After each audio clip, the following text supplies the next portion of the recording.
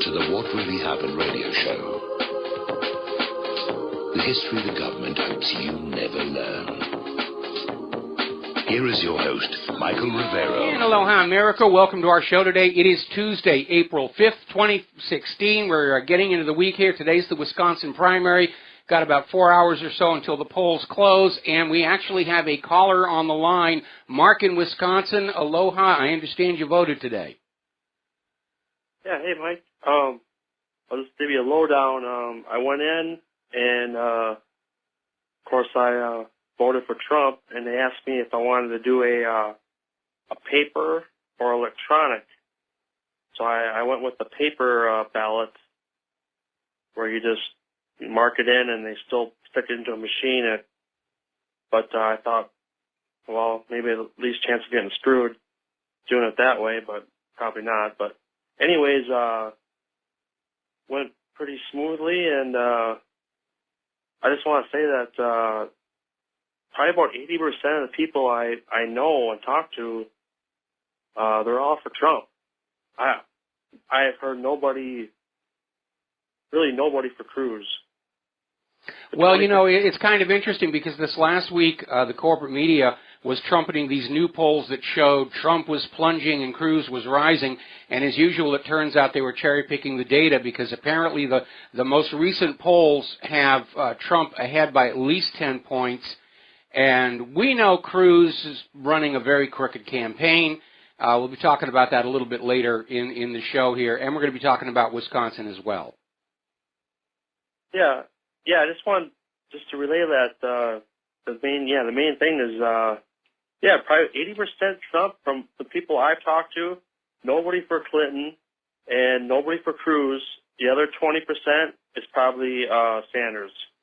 Okay, that sounds about right. That's what I'm hearing here. And you know, it's funny. I wear my Hillary for Prison T-shirt around here, and more than ever, people will come up, they'll applaud. I actually had a couple of tourists from Great Britain actually recognize me and wanted to get their pictures taken with me and everything. So, you know, everybody understands what's really going on. And the American people, this election fraud is so much in your face. It's now socially acceptable to be talking about how crooked our elections and our political parties really are. You're not considered a tinfoil hat, fruitcake wingnut conspiracy wacko for saying our elections aren't honest. It's now the accepted reality by the American people. Anyway, Mark, thanks for voting. Thanks for voting for Trump. Thanks for the update. We're going to let you go here because we got a lot of stuff to talk about today.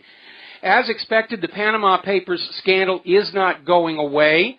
It is a huge and growing scandal. More information is coming on out. It's exposing the kleptocracy for all the world to see. How only the poor people are supposed to pay taxes and fees and tariffs, and the ultra-rich, they're above it all. They're the new nobility. Their laws don't apply to them. And what's really amazing is not that any particular individuals are being named. It reveals the sheer scale of what's been going on. Now, this Panama law firm is considered one of the top 4 practitioners of creating these shell companies and using tax havens, which means even with the full revelation of this massive leak, we're only seeing 25% of the problem. And there's an article over in RIMP.com saying the revelations are showing the sheer scale, in this case, of UK links to offshore tax havens. And it's all tangled up with the government. Now, everybody's going through these records looking for names and everything, and you might not find the names that you want. And one of the reasons, and this is over in the Daily Mail, they're calling it the First Wives Club of Tax Avoidance. These ultra-rich that are playing these tax avoidance games will very often put these shell corporations in the name of their spouse or some other family member to further obfuscate who really owns all of this. And so when we hear that the David Cameron's father is on the name of one of these tax dodges, it may not be the father at all. The King of Spain, supposedly one of his family members' names showed up on this. Maybe it wasn't this person at all. That's a reality. They're putting these corporations in the names of other people to further hide who they are.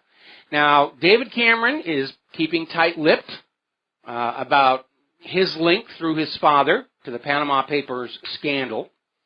Things got a little bit more rowdy up in Iceland. Protesters were pelting the Icelandic parliament with eggs, yogurt, and bananas, which, when you consider bananas have to be imported to Iceland, I suppose there's some Icelandic significance in this particular choice of fruit to hurl, but still, yogurt, eggs, and bananas, it's certainly a lot better than Molotov cocktails here.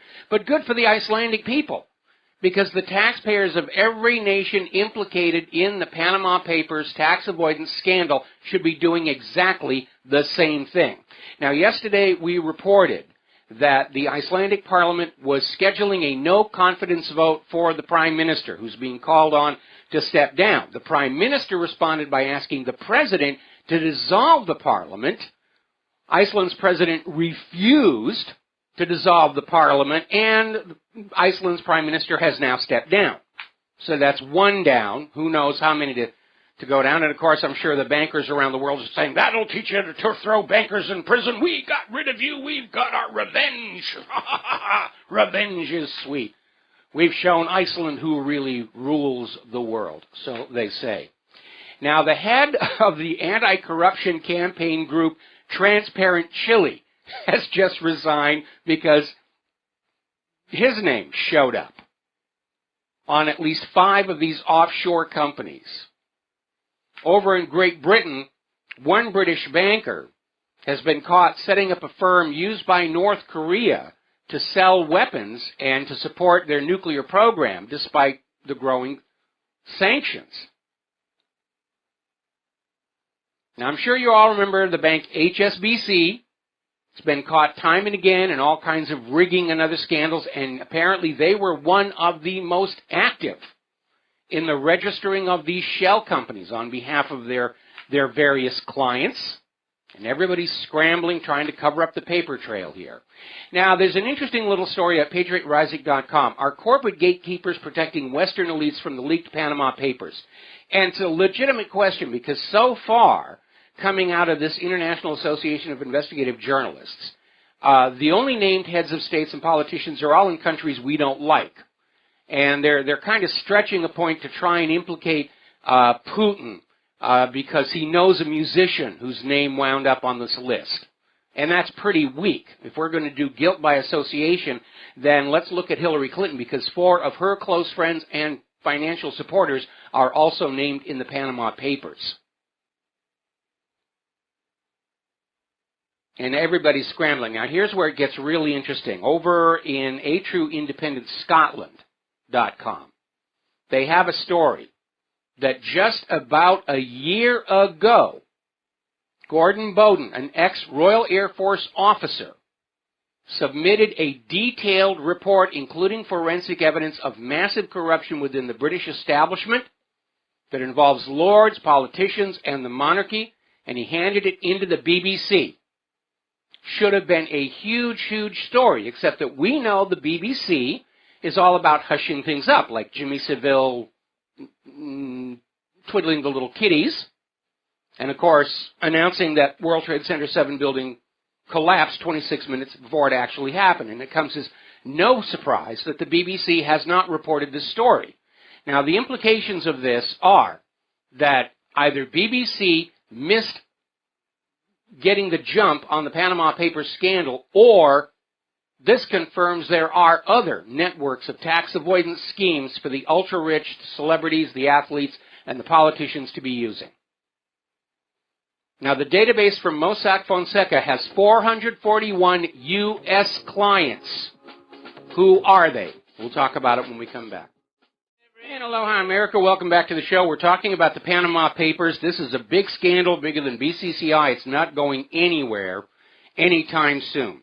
Now, as we were mentioning before the commercial break, this law firm at the heart of this scandal had at least 441 American clients, 3,072 American companies, 211 American beneficiaries, and 3,467 U.S.-based shareholders.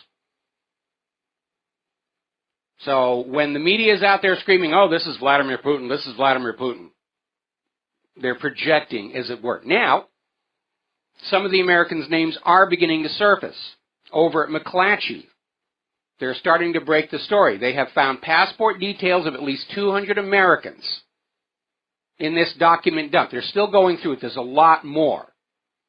And they're starting to name names. A lot of these are people who are already known to have problems with income tax or Ponzi schemes or other financial corruptions. And they keep hitting the point that, sometimes there is a legitimate reason to have, sheltering and hiding of wealth. Well, tell that to the tax collectors here. Now, a lot of people are already responding to this attempt to drag Vladimir Putin into this scandal because his name is not on these documents. There's a friend of his, a musician, I think a cellist, whose name is there, and that is all the Western media needs to say, see, this is all Vladimir Putin, this is centered on Vladimir Putin. Don't look for corruption and money laundering and fraud here in the United States. This is a Russian problem. And people are calling them on it and saying it's nonsense. It's just more Russia bashing. Anything bad that goes on, they're going to say it has to do with Vladimir Putin. Meteor falls and crushes a pickup truck. That was Vladimir Putin. Vladimir Putin shot down Malaysian Airlines 17 personally with his shotgun. Vladimir Putin is warming the planet. Vladimir Putin is extincting the polar bears. That's how politicians work. Their enemies are always responsible for bad things, and the politicians are always responsible for the good things. So far, 600 Israeli companies and 850 shareholders are listed in the Panama Papers data leak. And again, the point being made here is the sheer scale of it. This is something that all of the world's wealthy had available to them, either this one or one just like it. Story coming out of Nation of Change. The Panama Papers leak, this is the WikiLeaks of the mega rich. And again, this is only one company. They're the fourth largest of their kind. There are 3 more of these companies even larger, which means we're only seeing maybe 20, to be generous, 25% of the problem. And that doesn't count all the thousands of smaller companies who are engaging in this. And this is all to keep the world's ultra-rich from having to pay taxes, because taxes are just for you, the little people, to pay. Now, there's an interesting take on this story, and it's over at roguemoney.net. And it has to do with the fact that George Soros' organization funds this International Association of Investigative Journalists, which implies he may have had some editorial control, which is another reason we're not seeing American companies and individuals and politicians being named in the releases. But Soros has no control over this German newspaper that broke the story, and their editor is dropping hints that more is on the way. But looking at that Soros relation and the fact that some of the Rothschilds have been named in the scandal, are we seeing a growing fight between the Soros and the Rothschild empires? And wouldn't that be fun to watch? I think we ought to take Soros and the number 1 Rothschild, put them in an arena with chainsaws, sell tickets and video rights. We could pay off the national debt that way. Now, it's here where it gets a little more interesting. Bernie Sanders issued a warning to Congress about tax evasion schemes in Panama back in 2011. And here's where it gets really sticky for Hillary Clinton, because back in 2009, then Secretary of State Hillary Clinton lobbied for and applauded this Bush-era free trade deal with Panama that experts were saying was going to open up Panama as this massive tax evasion, money laundering center. And Hillary supported this. Sanders opposed it. So you keep that in mind as this scandal continues to unfold. We don't need to find Hillary Clinton's name in the Panama Papers. In a very real way, she's one of the authors. Let's take a phone call here. John in Barbados. Aloha. Welcome to the show. What's on your mind?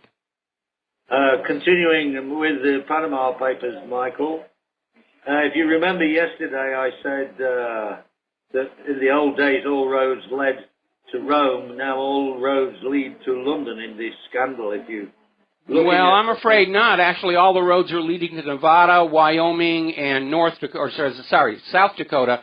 And we did publish a flashback to that Bloomberg article saying that the United States is now becoming the new Switzerland for the world's rich to stash their money. Yeah, well, I think if you look at it, all these tax havens that are being used are actually controlled by the City of London, the Jerseys, the Guernseys, the Isle of Man, and what have you. So we're looking at the Rothschilds end of this stick. But as far as David Cameron goes, David Cameron would have inherited his father's wealth. Yes. And we need to look at death duties. These are taxes excised against the wealth of a father or mother or whatever when you receive that. Now we need to go into the Cumbernauld system and see if he actually paid the taxes, the death duties, and if he didn't, he must still be hiding behind these tax havens. So he's actually committing a criminal offense. Ooh, imagine my shock. I mean, that's what the Panama Papers are telling us. All of these ultra-rich people, the vast majority of them got to be rich because they don't obey the laws you are required to obey. That's it. Well, they're the new nobility. They're above the law. We've seen the face of it with all these bankers who commit fraud and they never get sent to prison. And now we're finding out the world's ultra-rich are as rich as they are because they're skipping out on taxes. Taxes are just for you serfs, for you workers, for you little people. Anyway, listen, John, I'm sorry we've got to let you go. We've got to take a break for commercials, and we'll be right back with more about the Panama Papers and this incredible scandal of the world's ultra-rich just laughing at you. We'll be right back. And aloha, America. Welcome back to the show. We're talking about the Panama Papers, and it is going to have implications for the rest of this election year. Now, as I mentioned in the last segment, the reason that Panama became the hub for this money laundering, tax evasion machine goes back to a law that was first proposed by George W. Bush and it's stalled in Congress. And then back in 2009, President Obama and then Secretary of State Hillary Clinton lobbied Congress to pass this bill, even though people were saying this is going to make Panama just an open city for tax evasion, money laundering for various criminal enterprises. And the bill passed Congress. Obama signed it. Hillary Clinton applauded it. The one voice in Congress that was urging caution was Bernie Sanders. And everybody is starting to remember that right now.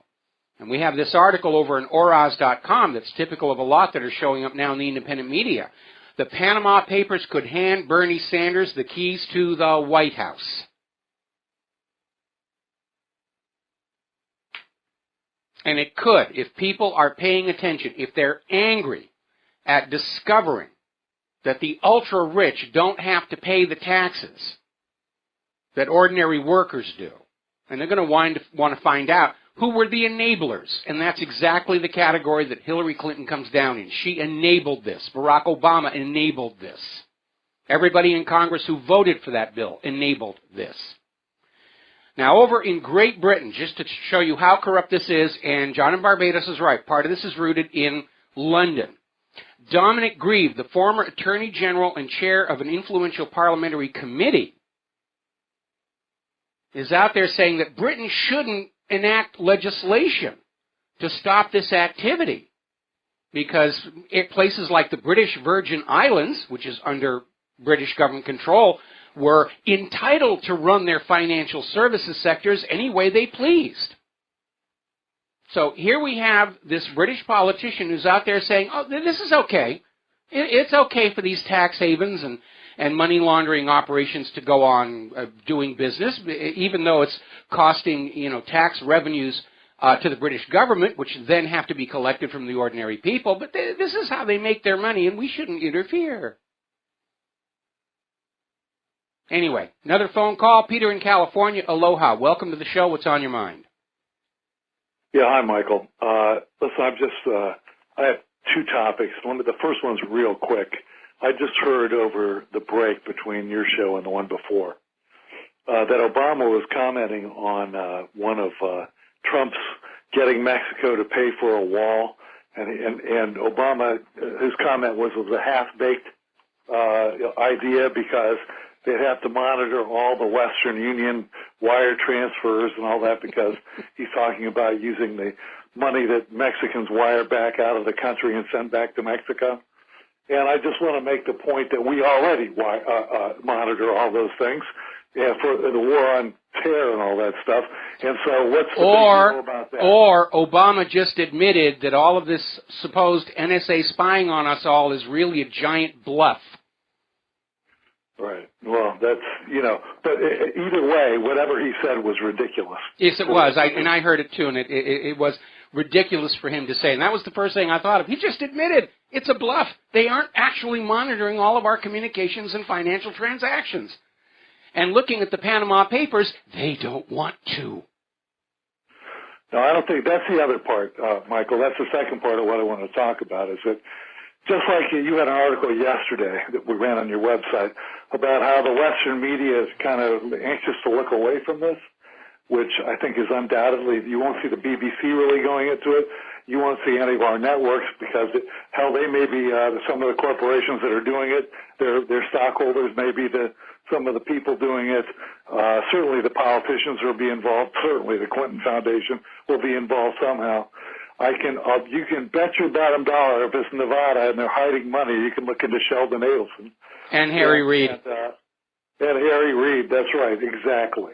And so, this will be as almost like the child buggering thing in England. I can never remember the name of the guy. Jimmy Savile and others. Yeah, or the thing in the White House where they were buggering little boys in the White House. The Franklin scandal, yeah. But don't forget, we already reported, the BBC was handed documentary proof of a similar corruption scandal in the British government a year ago. They never ran that story. Yeah, we won't see any of that. And Hillary, even though her fingerprints are all over this for endorsing it and advocating for it, she'll simply lie about it and say she never did that. She was misunderstood about it, and she'll ignore it, and the press will never push her on it. Well, that's why everybody is abandoning the establishment media, and they're coming on over here to the independent media, because we're going to tell people what they want to know, which is the truth.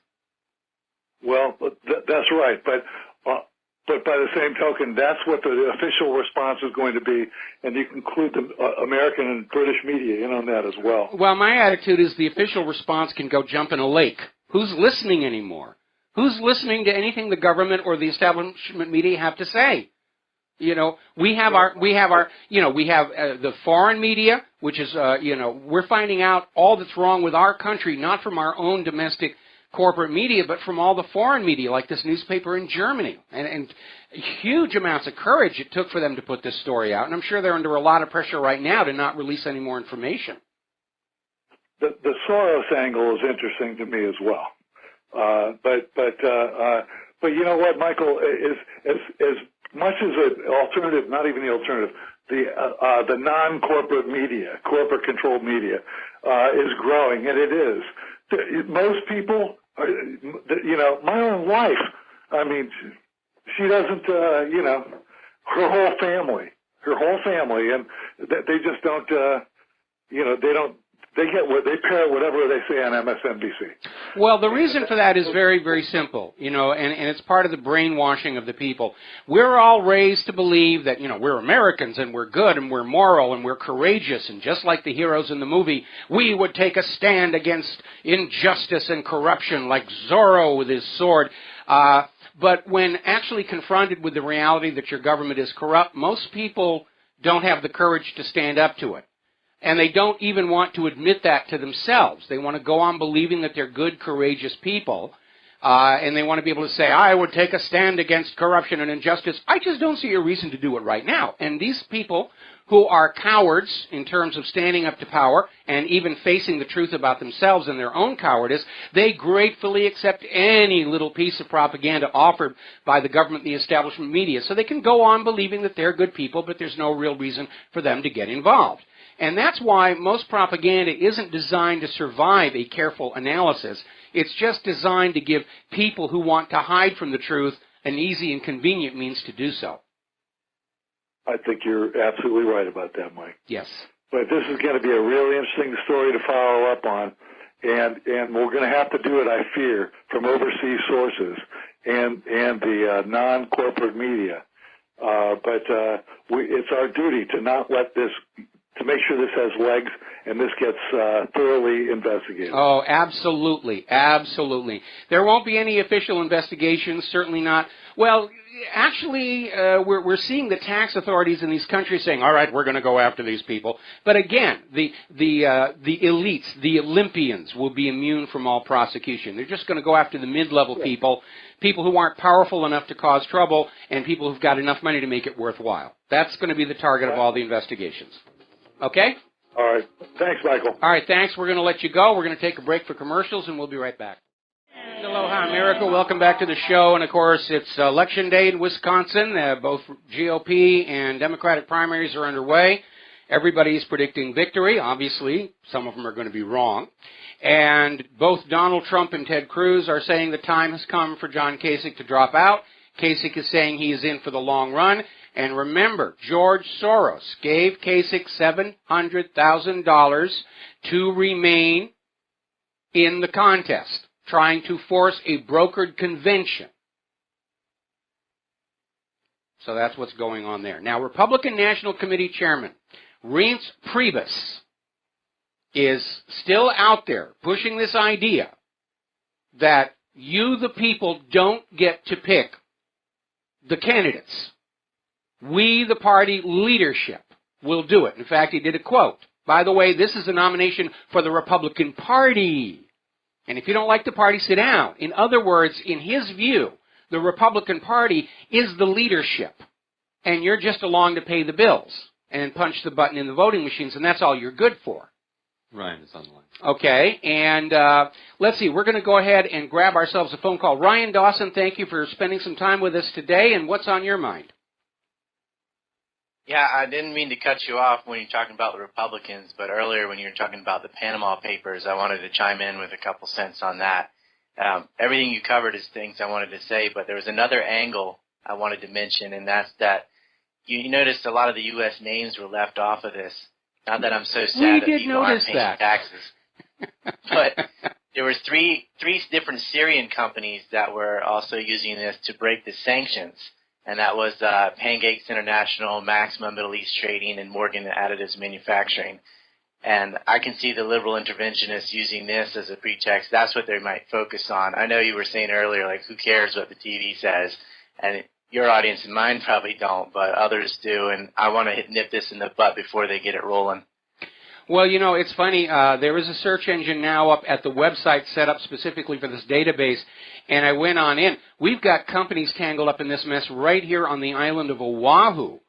Shell corporations right down in Honolulu. They're in expensive offices and everything, and it's just, you know, it's just all over the place. It's the scale that is really out there. And, yeah, I think what's going to come on down, you know, people are going to say either everyone pays taxes or everyone doesn't pay taxes.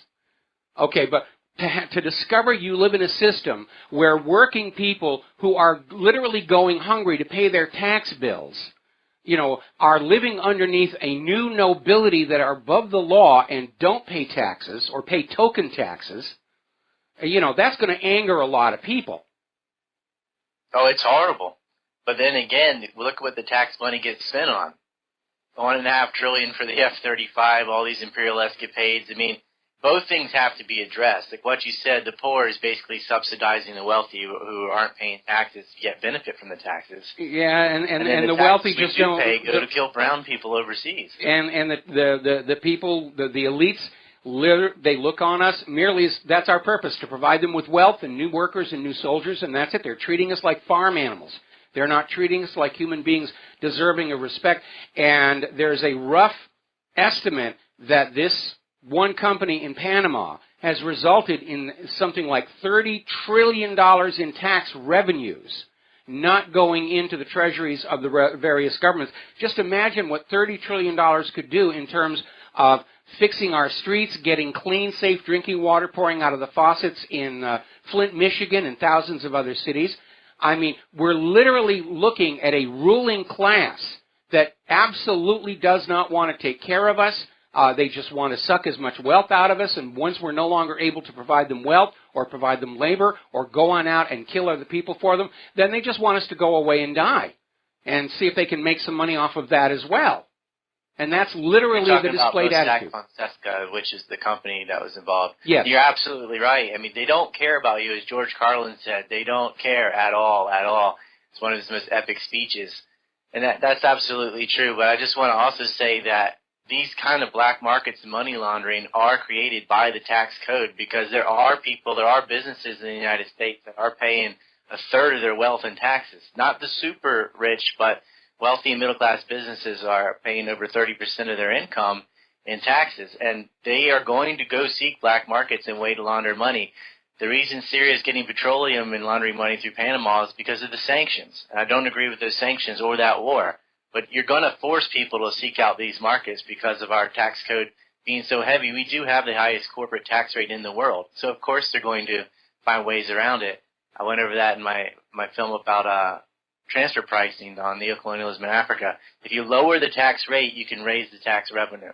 Well, Reagan proved that. Reagan proved that with his tax cut. What's going on here is the lower and working classes of America can't support the ultra-rich anymore. Now they're feeding on the next higher level of the pyramid, the sort of rich, the little rich. They're now being preyed on. When they're bankrupt and broke, then they're going to go to the next higher level, until finally all the wealth is at the very top and the entire nation lies in ruins, unless something happens to stop them. Anything else, Ryan? You see that war between old money and new money. I'll let you go, Mike. Thanks for your time. All right, thanks an awful lot. We're going to let you go, and we're going to talk to Mateus in Canada. Aloha, what's on your mind? Hey, Michael.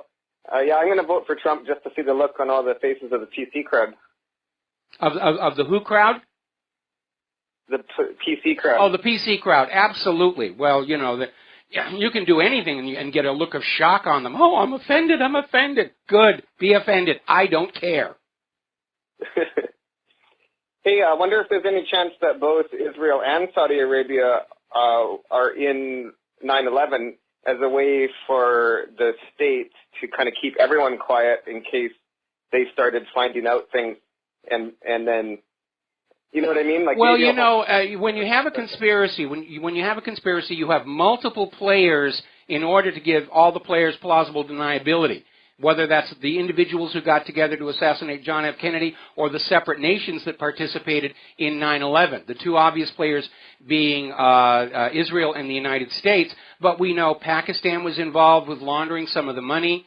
Saudi Arabia might have been involved in some peripheral aspect as well. All of these intelligence services work together and use each other as proxies and cutouts to give themselves plausible deniability. Right. It would be a good way to keep everyone quiet if many people had a little piece in it and nobody would want to talk about it. Well, we're going to talk about it, and we're going to keep on talking about it. And again, at this point, polls are showing that most Americans don't trust the official story of 9/11 anymore. In fact, most Americans don't trust anything they've ever been told by the government or the establishment media or their public schools. And that's a good thing. That's a healthy thing. A skeptical people are a free people. Yeah, that's good news. Hey, Michael, okay, so false flags are everywhere. In all these different countries, the governments are guilty of them. So now imagine if magically all the false flags were revealed and all the crimes were exposed, then all of these officials would be in death row right now, right? Now, it's a nice idea, but again, we're a thought experiment. Okay. It's a thought experiment. Okay, so that's true though. Like if everything was revealed, all the leaders of most of the world would be on death row right now. So now imagine going down to death row and emptying it out and putting them in charge of all the countries of the world. That's where we're at right now.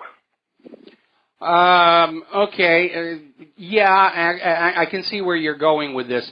The reality is that, the people of nations are just going to have to realize the time has come for a change of government. It's time to hit the reset button. They did it in Romania. They did it in the former Soviet Union. No nation lasts forever. And we're seeing the population all around the world really getting fed up with the oligarchies and kleptocracies and plutocracies they find themselves living under. And they're beginning to realize that they're living in a dictatorship. It may have trappings and pretensions of democracy, but it's not real. We're learning that in this country with this election, where we've got the heads of the party out there saying, you don't get to pick the candidates. We will choose the candidates. You will support the candidates we give you. And that right there. Say Kyle. Yeah, see Kyle. All right, we got to take a break for our top of the hour news and commercials, and we'll be right back after these few words. Aloha, America. Welcome back to our show, hour number 2. The phone lines are open, 877-300-7645. And we're talking about the campaign. We're talking about the candidates. We're talking about how the Republican National Committee chairman is saying, "We will pick the candidates and you will support them." And I think this has to be upsetting Republican voters who were raised with this idea that the elected leaders of this country are chosen by the people. And now we're being told, no, the elites will pick the leaders among themselves, and you sort of kind of get to pretend that you put your stamp of approval on them through these very crooked electronic voting machines. All right, we're going to grab ourselves a phone call. Jonathan in Texas, aloha, what's on your mind today? Hey, how you doing, Mike? Yes, I wanted to add, when Ryan Dawson ended with that old money versus new money, he's exactly right. It's this Keynesian/fiat currency versus traditional markets and commodities. And that's why you see, China is still playing the game with the U.S. They're like, okay, if you want to keep on printing, we'll keep on devaluing ours, and we'll just keep on buying up resources while you keep printing up paper. And then if you look at it from an economic standpoint, I think that's why you have the election so early, like you saw, because I'm not really for anybody. I'm kind of a political dissident myself, but that's why when you see the candidates talking about stuff and still doing things, because you really got to watch out, because if you look at it from an economic standpoint, then it all makes sense. Because if you imagine Americans packing and making items for America, the prices, we will see price inflation already. But we don't see it because Americans don't really do that. They don't really pick their own food or pack it or make their own products. It's outsourced. So we got to watch out when we have people talking about keeping us away from real resource-rich countries. Because, Mexico and Bolivia I think they are the highest producers of silver in the world. Yes. I mean, the U.S. Mint gets silver from Mexico just to support the silver eagle market. That's how big Mexico's silver production is. And not only that, I read a article on coinflation.com that if you look, how they did tests, and I guess every silver has a geological footprint. They found out that a lot of Kennedy and Benjamin Franklin silver half dollars, silver was from Mexico. So that shows you, it's really about economics and God forbid. Well, ultimately, let me step in here for a second. Ultimately, it's always about economics and economic systems warring with each other. Keynesian economics is a Ponzi scheme. It always has been. And the popularity of John Maynard Keynes was that he created a pyramid system in a form where most ordinary people didn't realize that's what they were being sucked into. And so Keynes was lionized. Everybody, goes along with him, just like they go along with Adam Smith, that greed is good for the system as a whole. And it's all a bunch of nonsense. And we have been sold a fraudulent system. And I forget who it was who said that unsound money drives out sound money. because the unsound money can do things sound money is limited in. And that's why we see this pattern repeating time and time again.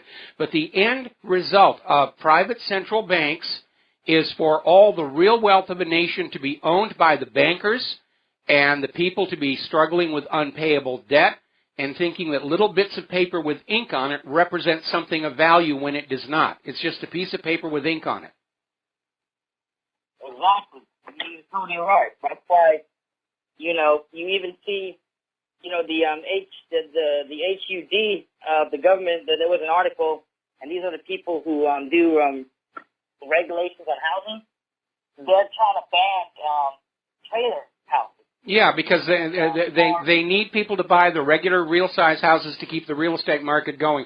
Jonathan, I'm sorry, but our phone connection is starting to deteriorate, so I'm going to let you go here. Thank you very much for the phone call.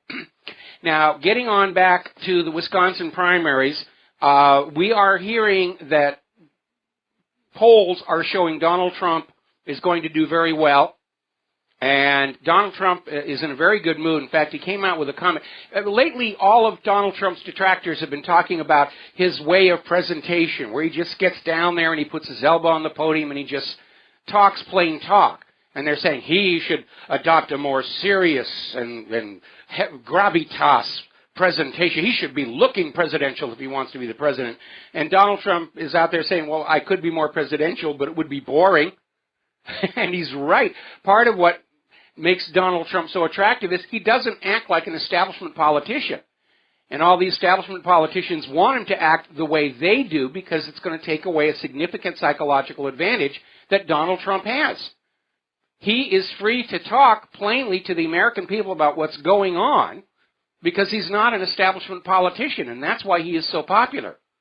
I don't agree with everything that Donald Trump says. I still think too much of his worldview is based on what he sees on corporate TV news.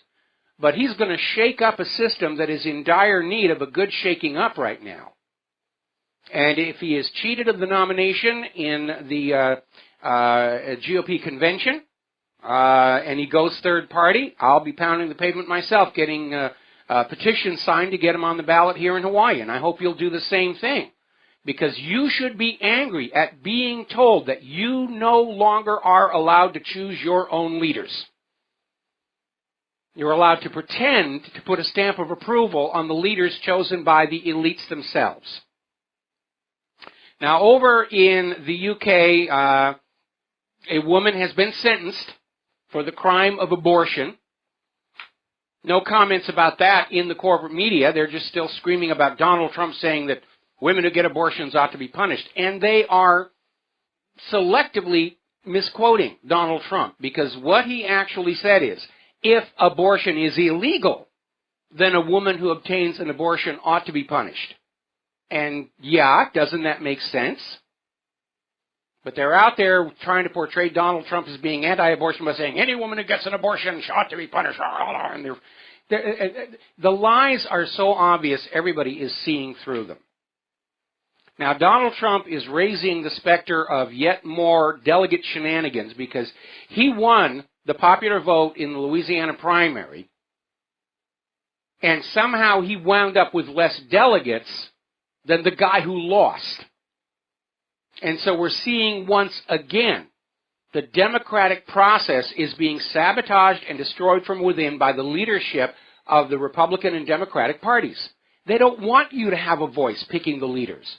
You might pick somebody other than them because of the rather poor job they've done of running the country for the last decades.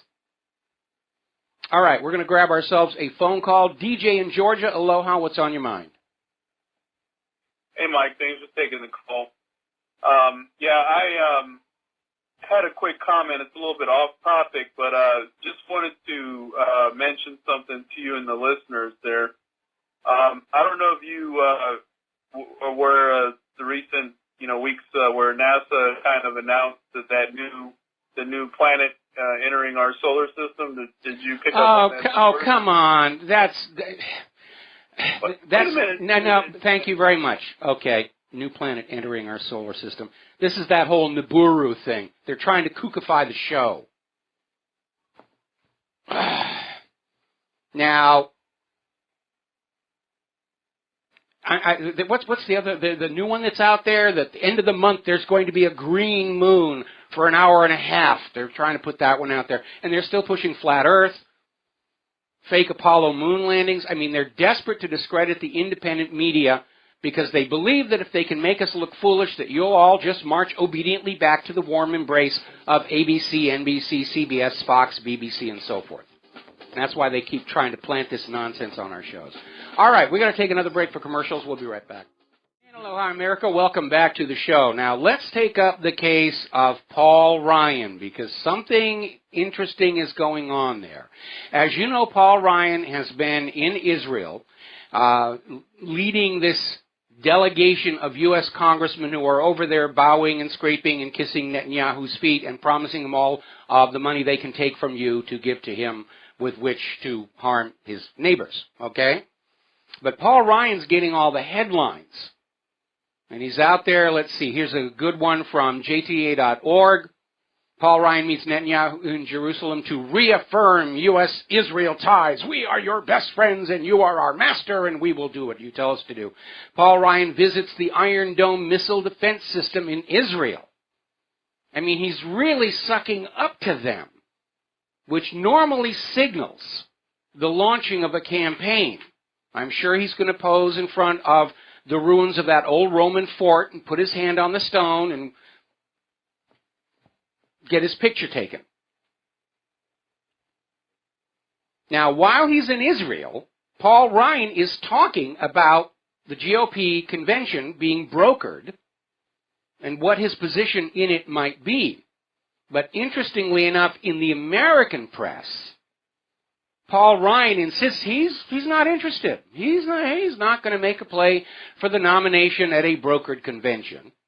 And I don't think anybody believes him. Ted Cruz doesn't believe him. Ted Cruz is already out there saying that if there's a brokered convention, they shouldn't consider anybody. He's not actually running, which makes sense to me.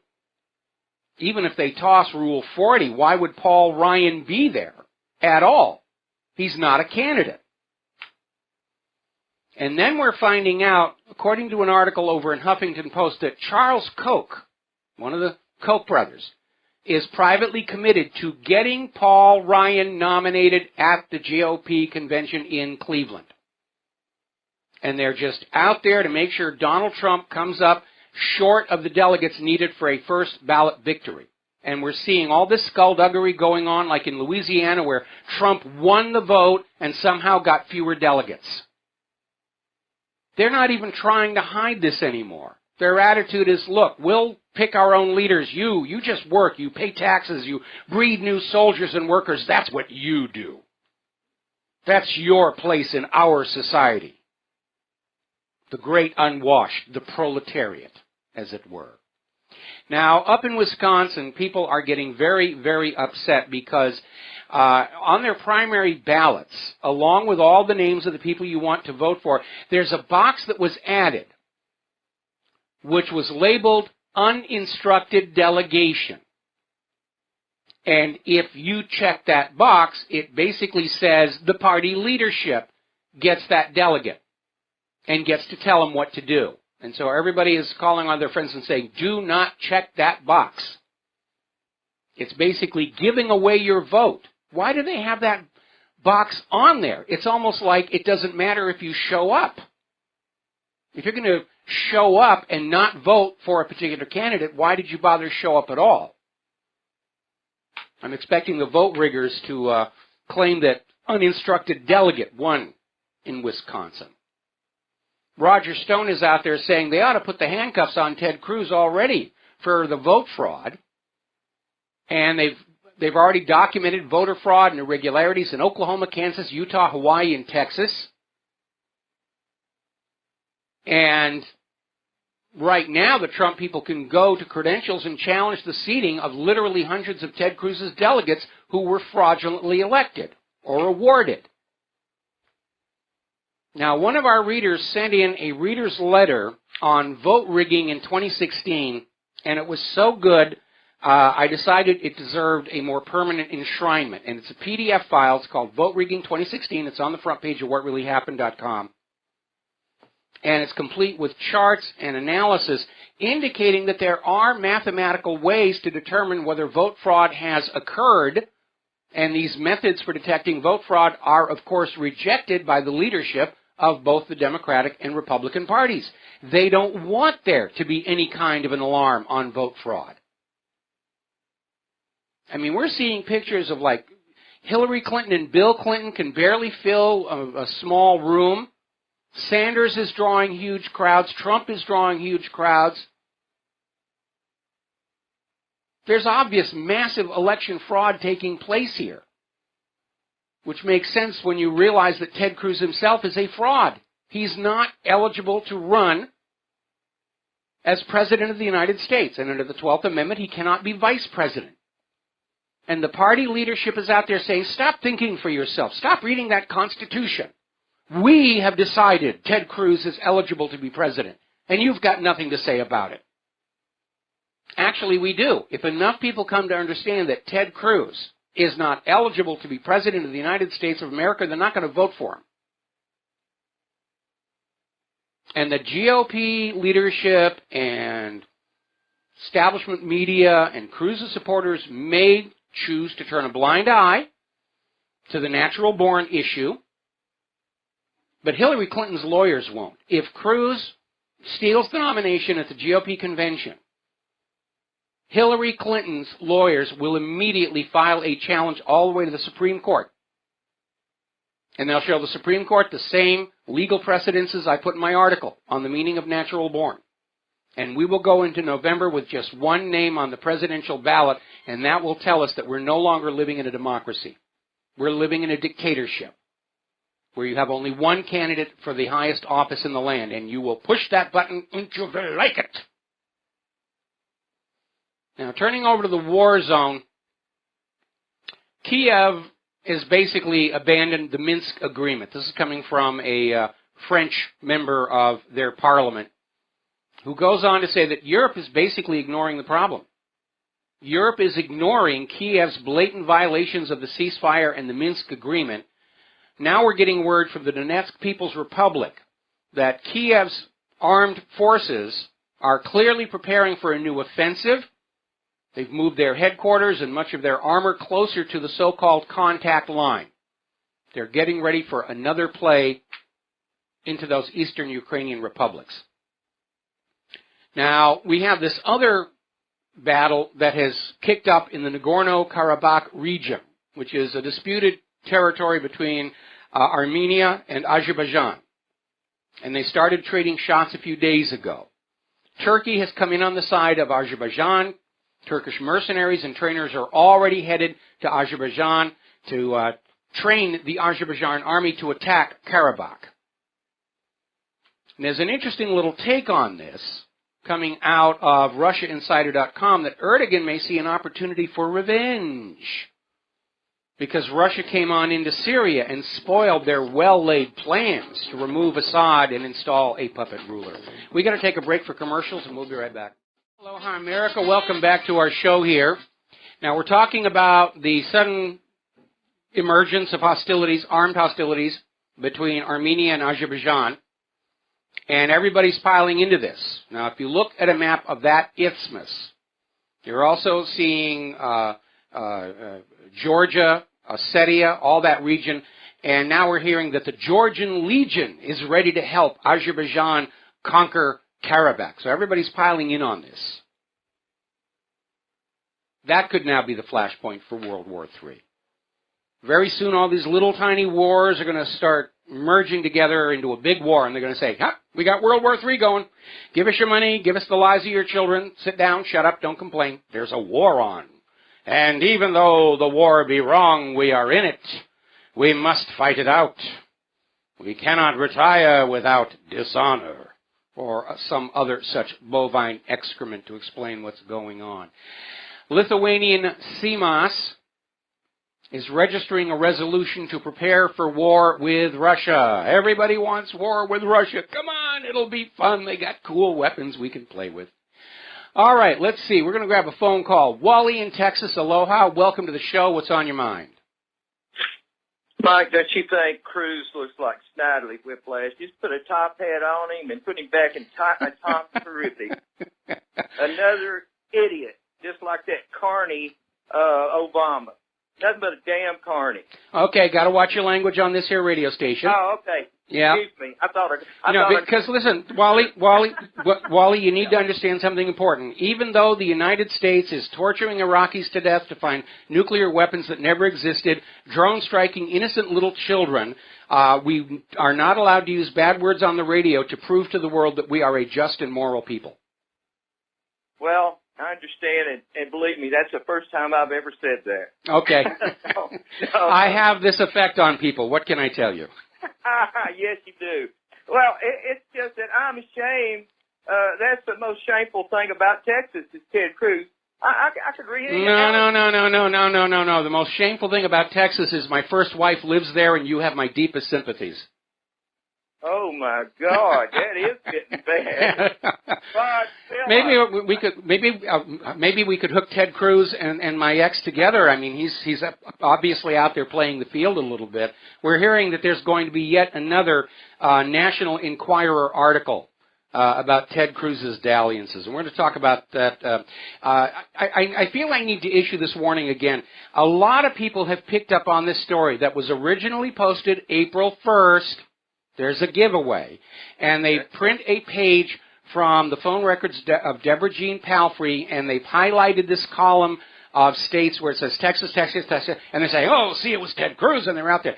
And either they misread the bill, which I know cell phone bills are cryptic, or this is an attempt to discredit the whole story before Deborah Jean Palfrey's phone records are actually released, if they're going to be released.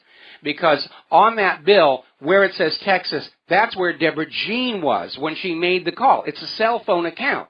And you'll see there's a whole string of names of a state. Then there's a multi-hour gap when she's on an airplane. Then she touches down in another state and makes more phone calls. The actual phone number goes to Orlando, Florida. And so I really wish people would not be copying and using this story, because it's either a simple mistake or it's an attempt to poison the well. And so, Mike, I'm sorry. Go ahead.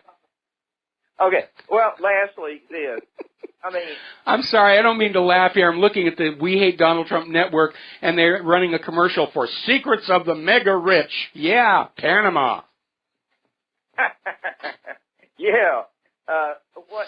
With Cruz, all he's got to do is say get elected, all right, and then, after he gets elected, then they just come pounce on him, like you said, Hillary, pounce on him and take it away from him because he's not a U.S. citizen, and then who's that leaves to be president? La-da! Well, again, to be accurate here, Ted Cruz is a U.S. citizen. He became a U.S. citizen 12 years after his parents brought him into the United States, but he was born a Canadian citizen, and he was born in Canada, and he does not meet the natural-born requirement in the Constitution. Now, we've got all these corrupt judges across the country saying, well, common sense says that anybody who's born of an American parent is natural-born. Like, they think the natural-born requirement is to ban people, born by cesarean section. But we've already documented the legal precedents that were used and the reasons for the natural-born requirement to be there on the president. Notice it is not on members of Congress. Therefore, it does mean something special over and above being a U.S. citizen. And all these judges and everybody else in the Elections Commission who are looking the other way, they're discrediting themselves. They're delegitimizing themselves. And remember, going on back to the Supreme Court decision, Marbury versus Madison, anything that's against the Constitution is automatically null and void. We have the right to decide for ourselves whether Ted Cruz is eligible to be president of the United States under the Constitution or not. And we're not going to let some corrupted judge or some political election committee with an agenda do our thinking for us anymore, because letting the government think for us is a big reason we're in the mess we're in right now. Amen. Well, I think the whole thing's a setup. I mean, I may just really appear to be highly prejudiced, but I can't get over it. It just looks totally reeks from the very beginning of a setup. Just Ted's going to throw his hands up in the air, and, oh, yeah, I am, so I'm sorry, no, I'm disqualified. Boom, Hillary gets it. Yeah, it could very well be. Hillary wants to run against Ted Cruz. She doesn't want to run against Donald Trump. I mean, Hillary Clinton got a first-class education on how to run a crooked campaign when she was working on the Watergate Committee. And she had all the information that was going on about Richard Nixon's committee to re-elect the president and how they engineered his re-election so that all of the Democrats that might beat him were destroyed, and he was left to run against George McGovern, who he knew he could roll over. And that's what Hillary Clinton is trying to do. She knows she can beat Ted Cruz. She knows she could roll over Kasich. She can probably roll over Paul Ryan as well. The one person she is not sure she can defeat is Donald Trump. The establishment media is out there trying to say, oh, absolutely, Hillary will beat Donald Trump. He couldn't possibly win against her, but Ted Cruz can. And do you realize how ludicrous this is on the face of it? You have the guy who is losing in his own party's nomination campaign being promoted as the one GOP candidate who could defeat Hillary Clinton. And it's nonsensical. But they're just throwing out these lies as rapidly as they can in the hope that they're going to bamboozle the people to say, oh, well, if we don't want Hillary Clinton, we shouldn't vote for Donald Trump. And it's not getting traction. That's the good news. That's why Donald Trump is doing so well. Okay? I do not think for 1 second that Hillary Clinton could even entertain the idea of beating Donald Trump. There's no comparison in the intellect. Well, absolutely not. And Donald Trump doesn't have that long history of corruption, an FBI investigation, criminal investigation hanging overhead. And even if the FBI, covers it up and just writes it all off, nobody has ever addressed the issue if Hillary was repeating the 1996 Chinagate scandal and selling secrets off of her email server in exchange for donations to her charitable foundation. Yep. Why won't they ask that question even if it's to dismiss it and ridicule it? They won't go anywhere near that. Nope. All right? Thank you, Mike. Thank you for the phone call. We're going to let you go. Getting on back to the wars in the war zone. Because of its performance in Syria, Russia's S-400 missile defense system is now a hot seller. It is all, they can barely keep up with the orders. And they're building a new factory to keep up with it. Russia has just shown the world that its weapons are more efficient and less costly than the U.S. counterparts. And everybody's heading to Russia to buy the latest toys. We'll be right back. All righty, now then, down in Israel, things are getting a little bit tense. And Israel has started cutting power to major Palestinian cities at random, claiming it's over unpaid debt. And this is a little bit of a scam because Israel controls the money that's going in to Palestine. Israel's been lobbying the U.S. government to reduce the amount of aid Palestine gets. Then they turn around and say, well, we're going to cut off your electricity because you're not giving us the money that you owe us. Now, Palestinian electric companies are required to buy the electricity from Israeli generating stations. They're not allowed to have power plants of their own. All the power plants they used to have been destroyed by Israel through these multiple attacks and wars. At the same time, Israel's government has now suspended all cement deliveries into the Gaza Strip. Those people are still living in the rubble of these multiple attacks by Israel. And Israel's justifying the cutting off of an essential building supply, saying, well, Hamas is just taking it to build their buildings with. Hamas is the de facto government of Gaza. And the reason Hamas is so popular among the Gazan people is it functions like a legitimate government. It's trying to take care of Gaza. It's trying to rebuild the damage from the attacks. And taken together, the power blackouts and the banning of cement, this is Israel punishing the Palestinians just because they can get away with it.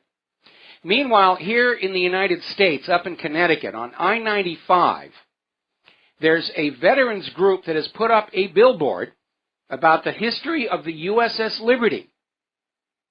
And the billboard simply says, Israel attacked the USS Liberty, American service people were killed. And believe it or not, this I-95 highway in Connecticut, United States of America, is named the Jewish War Veterans Memorial Highway. Because after all, American veterans They don't count. We're not even taking care of them at the VA. But the Jewish war veterans, they deserve a memorial highway here. And this billboard is asking for help for the survivors of the U.S. liberty, the veterans, who are in many cases dealing with lingering injuries. And this billboard has aroused the ire of various Jewish groups out there saying it's anti-Semitic to remind everybody that Israel attacked the USS Liberty. That nobody would care about Israel killing U.S. servicemen unless they hated the Jewish people. And they're floating around conspiracy theories. It's not a conspiracy theory.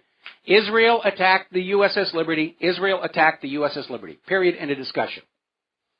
Israel tried to sink the ship. They napalmed it. They strafed it. They sent out PT boats to put a torpedo on the side of it. They machine-gunned the life rafts. They didn't want any survivors. And they were telling the U.S. government that Egypt was doing this to try and trick the U.S. into war on Egypt. It's a repeating pattern with Israel, I might add. There's no conspiracy theory. It did happen. Israel, when they failed to sink the Liberty, backed off and said, oh, the weather was terrible. It was cloudy. It was rainy. Our pilots and our sailors have got lousy eyesight. You know, we don't have enough money to give them proper glasses and everything. And, of course, pictures taken by the crewmen of the Liberty during the attack show clear blue skies, light scattered clouds. And recordings have surfaced of the communications between the Israeli attackers and the Israeli government. They knew it was a U.S. ship. They were ordered to sink it. Even BBC did a documentary about it called Dead in the Water. I didn't get the volume down soon enough. Anytime anybody talks about Israel's crimes, whether it's the USS Liberty, the Lavon affair, the bombing of the King David Hotel, the spy scandal here in the U.S., anytime you talk about any of it, Israel's standard response is, oh, you're an anti-Semite. Oh, you're an anti-Semite. Oh, you're an anti-Semite. It's a conspiracy theory. It's a conspiracy theory. It's a conspiracy theory. They can't actually win an open debate about any of this. And you know something? They have used anti-Semite so much, they've burned it out. Nobody listens anymore. You get Abe Foxman out there, oh, you're being an anti-Semite. Well, who cares? But if you really think about it, trying to deflect criticism of the behavior of Israel's government by saying, oh, you just hate the Jews, makes as little sense as deflecting criticism of the actions of the Nazis by saying, oh, you just hate the German people. I mean, if you take it in that context, isn't it a silly way of trying to get out of the debate? You know, hey, the Nazis didn't do anything wrong. You just hate the German people. You're being anti-German. So you should just shut up about those Nazis. That's what Israel does. USS Liberty, oh, no, you just hate the Jewish people. You're being an anti-Semite to talk about it. And they've gotten away with this for decades. And it's time for it to stop. Because we're not talking about Israel's ethnicity, which is Khazarian for the most part. We're not talking about their religion. We're talking about behavior. And Israel's government's reaction to that, to scream, oh, you hate the Jewish people, isn't that something a 3-year-old child does when you punish them? They misbehave and you slap their wrist and they throw themselves on the floor and they kick and scream and cry and say, you don't love me anymore.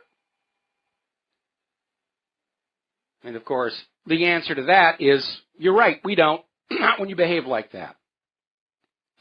Now then, Ukrainian activists are basically trying to bring pressure on the Dutch in the run-up to an EU referendum regarding Ukraine becoming part of the European Union, which was the whole reason for the U.S.-backed coup d'etat in the first place, was that Ukraine wanted to merge with Russia, and they sent in and put in a new government,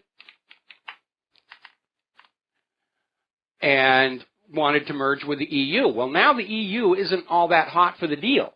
So all of that blood and destruction that's been going on in Ukraine and the eastern Ukrainian republics may have been for nothing at all. And I got email from some Dutch listeners who were saying, we're voting no. We're voting no on this. So this whole New World Order, weld all the countries together, blur all the people together, it's not working out very well for them. All right, we're going to go ahead and grab ourselves a phone call. Mo in Florida. Aloha, welcome to the show. What's on your mind? Hey, Michael, thank you for taking my call. Are you there? Yeah, you're on the air. What's on your mind? I know I hate to be, actually I'm being redundant for a purpose, but I don't want to irritate you, but, the bottom line is with everybody, all this stuff about the emails and this and that and Kennedy and New World Order, blah, blah, blah, blah, blah. Just Building 7. Just say Building 7. If they don't want to talk about Building 7 and they watch Building 7 come down and they say that's okay, you are going to make no progress. Just Building 7. Start there. Nothing else matters. That's what I think. Well, that's a very, very powerful example that you can use, but then they can just say, I don't know anything about physics or controlled demolition. It looks perfectly okay to me. Start with the fact that we all know that the U.S. government lied to the American people about Saddam Hussein having nuclear weapons. And then step on back from that. And lead them forward gently. Don't overwhelm them. Remember, the reason that we are seduced into allowing belief to control our minds at such a young age is because as we grow up, our personalities form around that core of beliefs, and they become part of our identity. We become that which is believed in. And so when our beliefs are being challenged, our minds will react to it like it's a personal attack. The Republicans are corrupt. How dare you? I'm a Republican. Pavlov's dog response. But one quick story, and I'll let you go, Michael. I just sometimes I call you and just make sure I'm not crazy, because if you watch that Building 7 come down, yes, you can say I don't understand physics and that.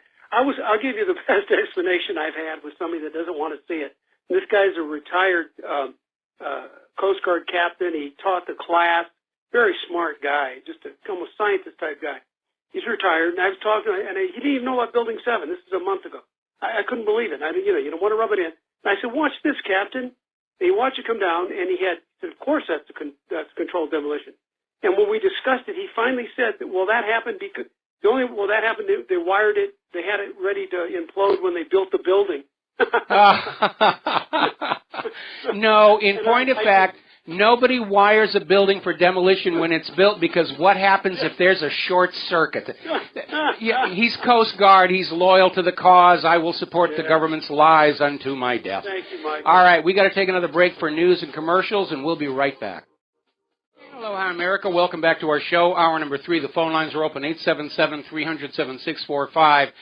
And during the break, I was looking at the We Hate Donald Trump network, formerly known as Fox News, and they're already out there releasing exit polling data, which I don't think you're supposed to do until the polls close, which is not for another 2 hours.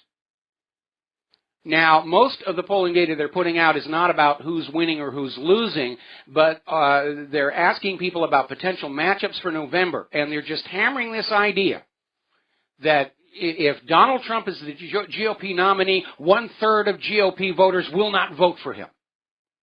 They'll go ahead and vote for Hillary. They're just selling this idea that Trump cannot beat Hillary Clinton, but that some of the other GOP candidates who can't pull ahead of Donald Trump can. They're trying to sway the Wisconsin voters to vote for somebody other than Trump. This is outright electioneering by network TV news. They're shameless, absolutely shameless, and of course that's why they get paid hundreds of thousands, if not millions of dollars to be in front of those cameras. They don't make that money for telling you the truth. They don't make that money for telling you what you need to know. They make that money for being the most convincing of liars. Now, getting on back to the wars. The NATO chief is vowing to make all the U.S. allies ramp up defense spending to face the Russian aggression. They're bringing back the Cold War, because during Cold War version 1, the defense contractors made huge amounts of money, and they were very generous sharing it with the politicians. And you, the American people, were kept in an ersatz wartime economy where most of your money was taken away and spent on building weapons, most of which basically corroded into junk without ever being used. And that's what it was all about. Take your money away and spend it on making the defense industry and politicians rich. And they're trying to bring that back. Russia's not the aggressor. Just look at the last 20 years of who's doing all the invading and drone striking and regime change and coup d'etats, and you'll understand Russia's not the aggressor here. The United States is. Wouldn't it be a surprise if all these NATO countries started buying more weapons and they started buying them from Russia?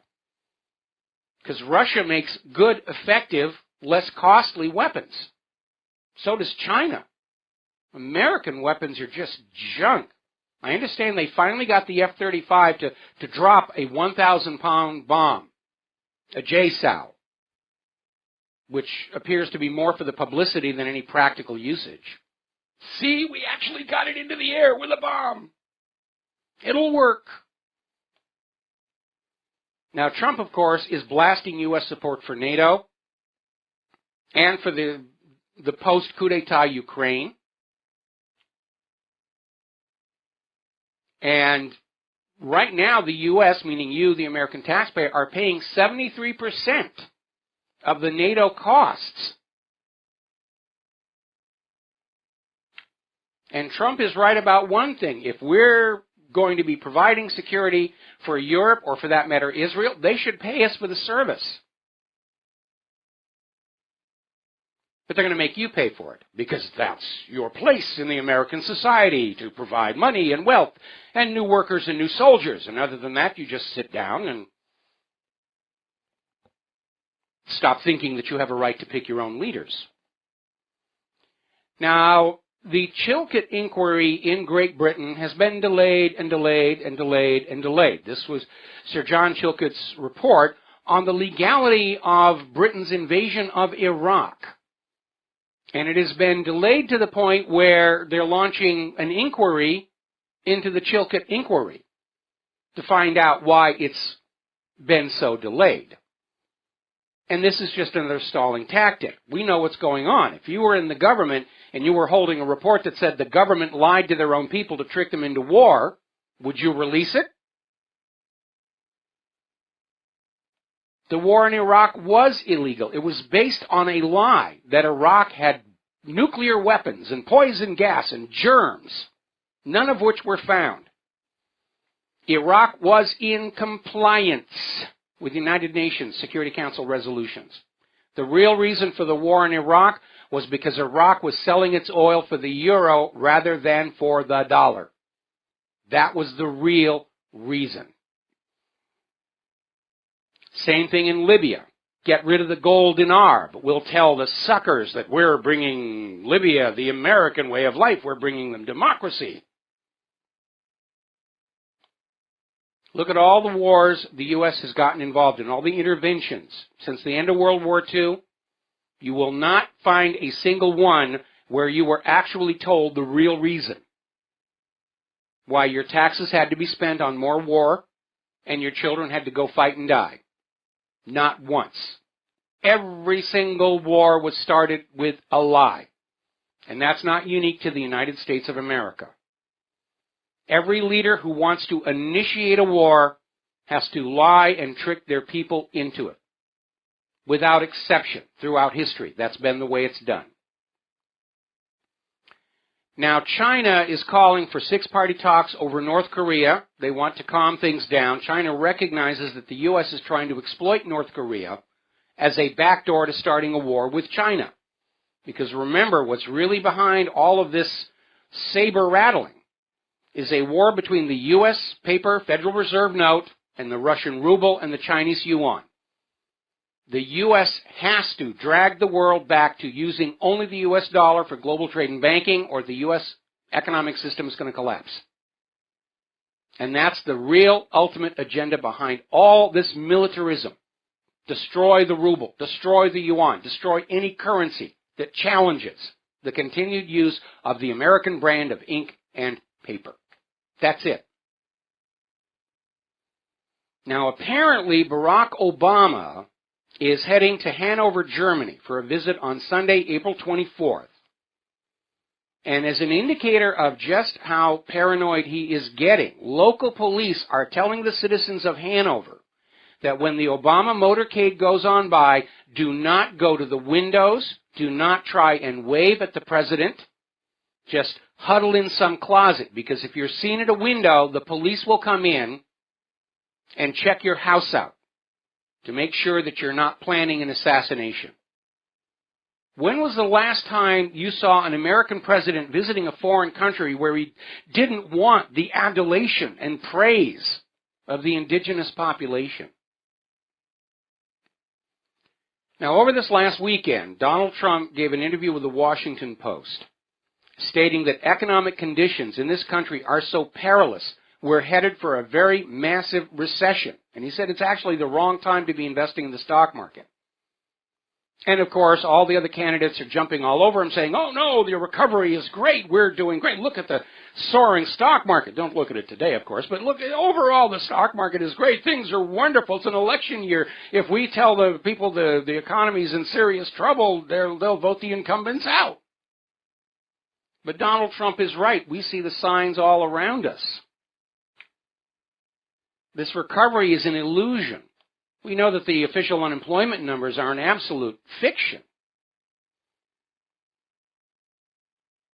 Jobless claims went up this last report. Even the Federal Reserve is acknowledging this is the worst labor market since 2009.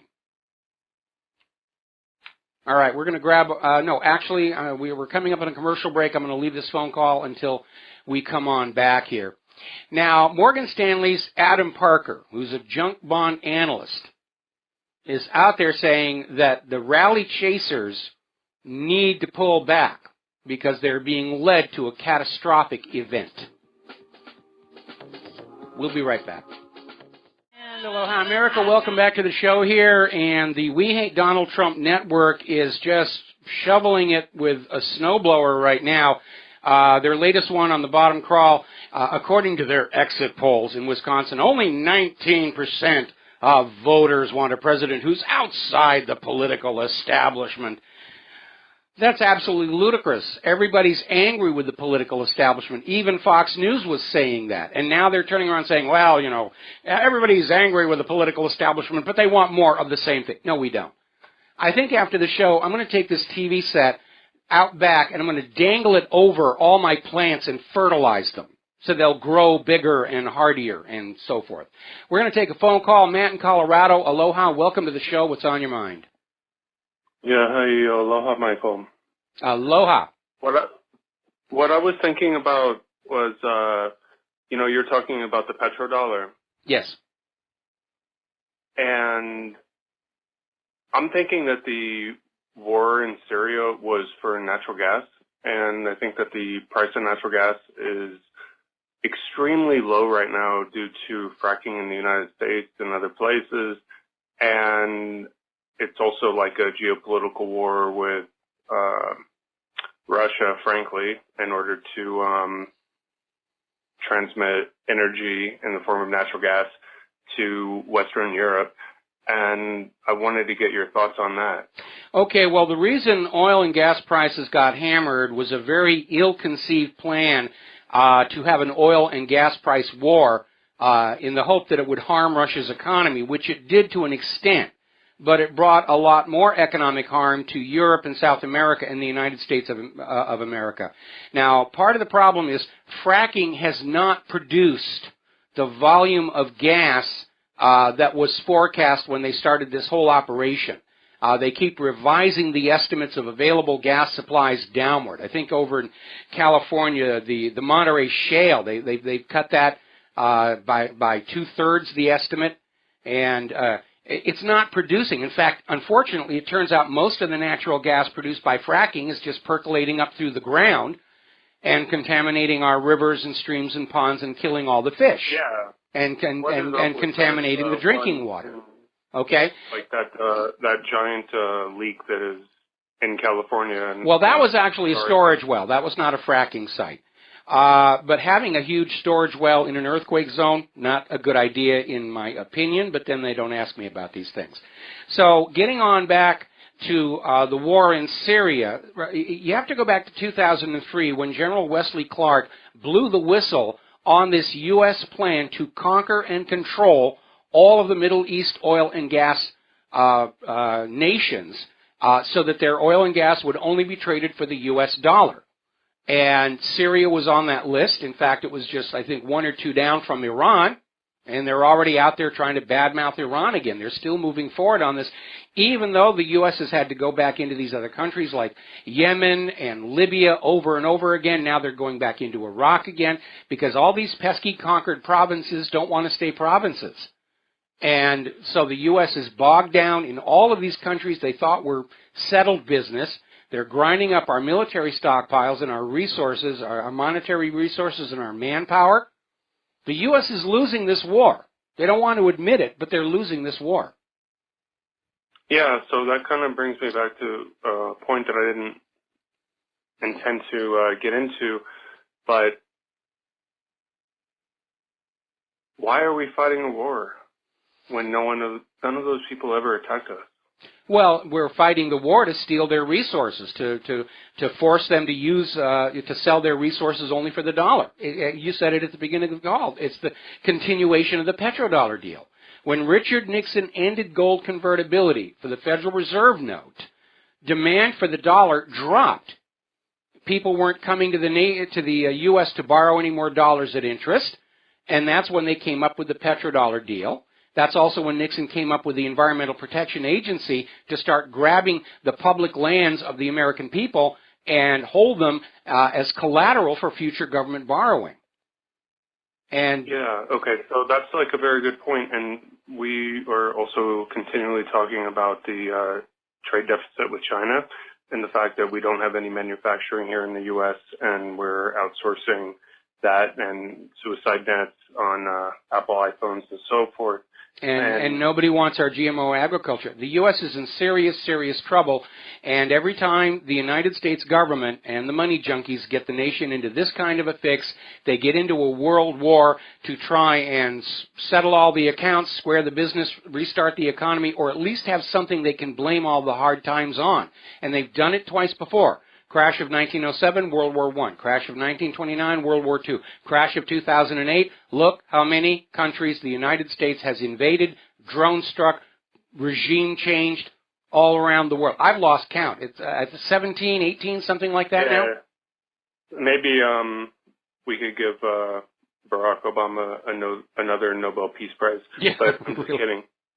Yeah, I mean, that is such a joke. And between Obama's Nobel Peace Prize and giving Al Gore a Nobel Peace Prize for his global warming hoax, the Nobel Peace Prize is an absolute joke.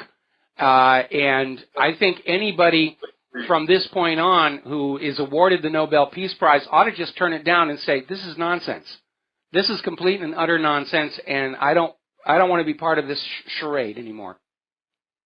I agree. And so here's one of the other questions that I had. If you're looking at how to bring back manufacturing to the United States and so forth, and the trade deficit with China and the petrodollar, obviously it seems like a default is in the wings. I don't know how to say it otherwise. That's a very good analysis. There's going to be a default somewhere.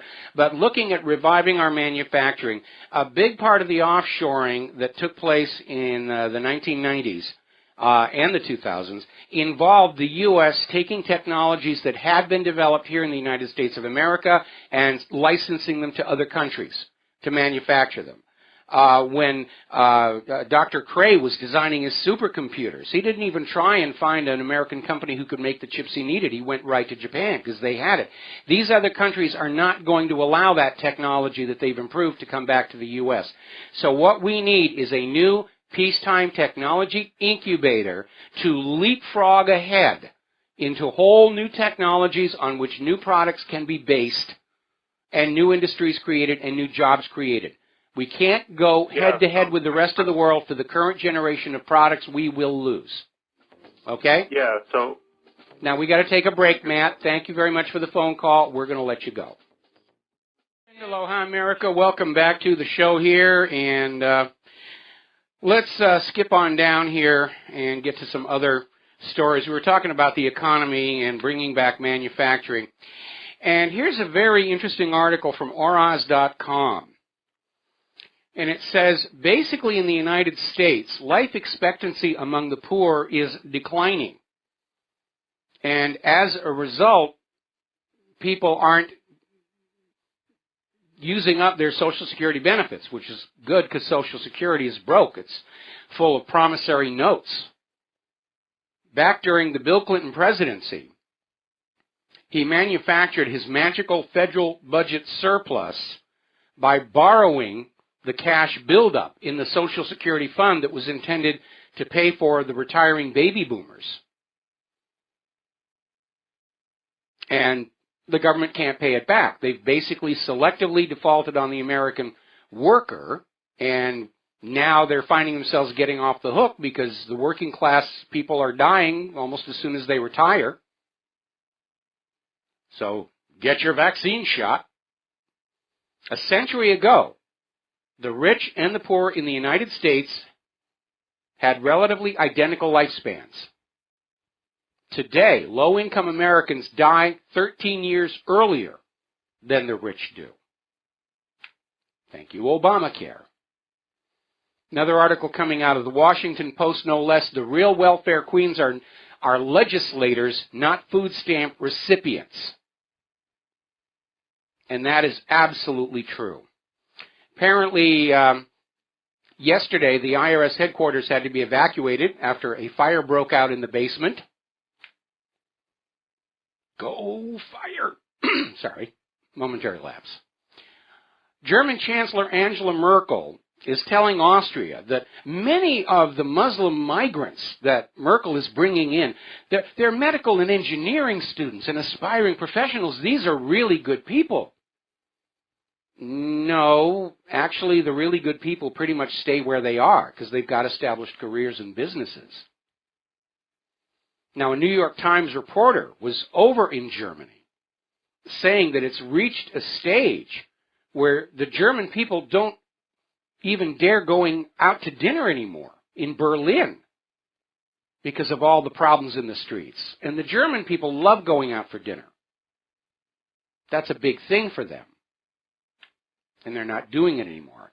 And Merkel really can't say what these refugees are because she's lost track of them. 500,000 refugees who have come into Germany in the last year and a half have never registered with authorities. Nobody knows where they are or what they're doing. It's a disaster. Meanwhile, down in France, the government is ordering the shutdown of 160 mosques, claiming that they're hotbeds of terrorism, they don't have the proper government permit. France's government is revealing more and more that they, like the United States of America and so many other countries, are in fact puppet regimes on behalf of Israel. Now, there was a video we put up on WhatReallyHappened.com, and it may have already scrolled onto page 2. It's been a very, very busy news day, and I know that today's stories have already started to go onto page 2, so you may have to go look for it there. But it's basically a video from Russia Today talking about how the FBI is luring people into these terrorist plots that are headline news in this country. And in this article, the FBI admits they currently have 15,000 informants among the general population whose job it is to target individuals and lure them into terrorist plots being fabricated by the FBI so the FBI can swoop in and make an arrest and get headlines to remind us all that there's a terrorist threat in this country and we should cling to the legs of Big Daddy government in fear and terror and do as we are told. Okay, getting on to the world of computers. John McAfee is out there saying that the FBI knew all along they could unlock that San Bernardino iPhone. And that's partly true. The reason the FBI was getting on to Apple's case about a new software tool was they wanted a general tool, not just the one phone unlocked. And second, when the FBI did try and break into this iPhone, they messed it up. They botched the job. And that's why they couldn't get at the data. Now, we have been talking about ransomware, and we've been hearing recently about hospitals who are being hit with the ransomware. And remember, the FBI's official recommendation, if you are hit by ransomware, just go ahead and pay the ransom because they can't do a thing for you. And we're finding out that hospitals have become a favorite target for the ransomware authors. And it's spreading across the country. And hospitals don't want the scandal. They don't report it. They're just paying the ransom demand to the hackers because they need access to their computers in order to care for their patients, or to be more to the point, to send the bills. Now, the FBI is claiming that a mysterious hacking group has had access to U.S. government files for years. And they were saying they went unnoticed. They were not discovered. Well, the reason the hackers are going unnoticed is the NSA is spending all of its time spying on you, the law-abiding Americans, to make sure that you're not thinking those double-plus ungood thoughts, stealing our business secrets. They were caught doing that at the Seattle APEC, and abusing themselves to copy naked pictures of your wives and daughters and sisters and sons and brothers and so forth. If they're even doing that at all. I mean, that comment that Obama made about how impossible it is to track Western Union transfers of money from the U.S. to Mexico suggests that maybe this whole NSA, we're spying on all of you, is a gigantic bluff. And remember, the Nazis did the same thing to the German people. They cultivated this image of the Gestapo hearing everything and seeing everything, virtual reading of the minds, to scare the German people into silence. And maybe that's what this whole NSA mess has been engineered to do, scare us all into staying silent, not talking to each other.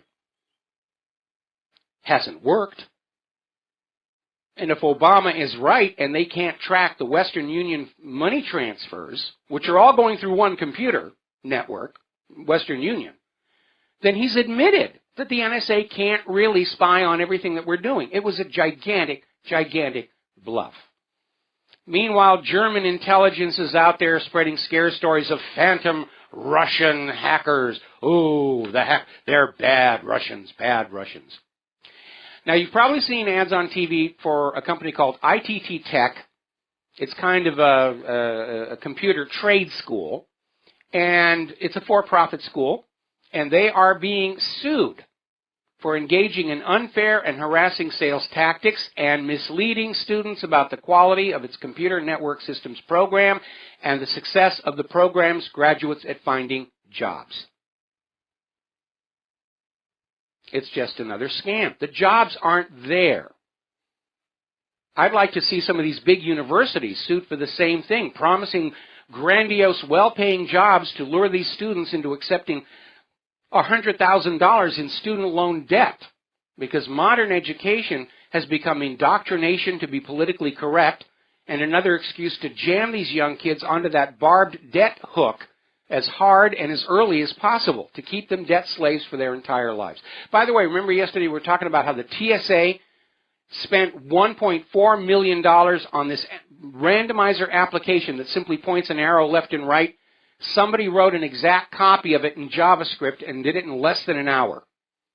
Talk about government waste of your money. $1.4 million that could have been spent someplace else. All right, we're going to take a break for commercials. We'll be back with the last segment of our program after these few words. Aloha, America. Welcome back to the last segment of our program today. Skipping on back to the Panama Papers. This is going to be a source of a lot of stuff from now on. As you know, David Cameron is under some pressure because his father's name appears in those Panama Papers documents. And David Cameron, who has been fully supportive of a raft of this new surveillance power by the British government on the British people, is now claiming that his late father's tax affairs are a private matter. To which Edward Snowden tweeted, oh, now he thinks there should be privacy. Now he's interested in privacy. Well, the rulers are always like that. They want your life to be completely open for their inspection, but you've got no business looking at them. They're the nobility. They're the elite. You have no right to look at these people who are spending your tax money rather recklessly and then demanding more. not to mention sending your children out to be killed and crippled in their wars of conquest. Do you begin to understand how they see us? Okay. All right, let's get our daily due diligence on global warming. Canada is experiencing Arctic temperatures. There's a new Arctic vortex, or whatever they want to call it. It's basically we're descending into a new ice age. That's what's going on here. Temperatures are dropping to minus 10 degrees centigrade. Little plaintive headline coming out of MassLive.com. When will it stop snowing in Massachusetts? And they're just bemoaning all the traffic problems they're having. And it's not a little light dusting of snow. I mean, I'm getting pictures from people all over the Northeast. This is heavy, wet snow. Story coming out of CBC in Canada. Winter-like spring storm blankets Toronto and GTA in snow. And again, warning about a messy commute. All right, let's back up here a little bit. One of our members posted a story, and this gets back to the fact that Hillary Clinton lobbied for and applauded this law that was passed that allowed Panama to become this haven for tax dodgers. Her fingerprints are all over this. She's the midwife, if you will, of the Panama Papers. And there's an article that somebody put up that Hillary Clinton has been opposed to refunding Social Security or refinancing it by taxing rich people. Her solution is, we got to cut the benefits. Her husband looted the Social Security Trust Fund, stealing your retirement money, and Hillary Clinton's solution is, well, we're just not going to give you any benefits. We don't have the money anymore. We felt it was better to spend it on propping up the federal government. And remember, that money in the Social Security Trust Fund is not the property of the U.S. government, although obviously Bill Clinton treated it that way. That's your money. And they just took it. And now they're saying the solution is, we're not going to tax the rich. We can't tax the rich. The rich aren't taxed. That's just the reality that we're all dealing with, courtesy of the Panama Papers. No, we're just going to cut the benefits to you. And this gets also back to that situation, that scandal with the VA. And there's an article coming on out from Stripes, no less. This is an in-house military publication. The VA unfairly denied services to 125,000 post-9/11 veterans. 125,000 who put on that uniform, took the oath, did as they were told, were crippled for life, and the VA's attitude is, well, we can't take care of you. We got to spend the money someplace else here. It's amazing. Now, getting on back to computers here a little bit, there's a big stink growing over a home automation system called Nest. It's part of the Google empire. And apparently, Google Nest has informed all of their users that as of May 15th, the system is not going to be working any longer. Now, they're not saying that they're ending support for this system. They're literally talking about shutting it off remotely so that you will buy the new updated HIP system, which they're preparing apparently to bring to market.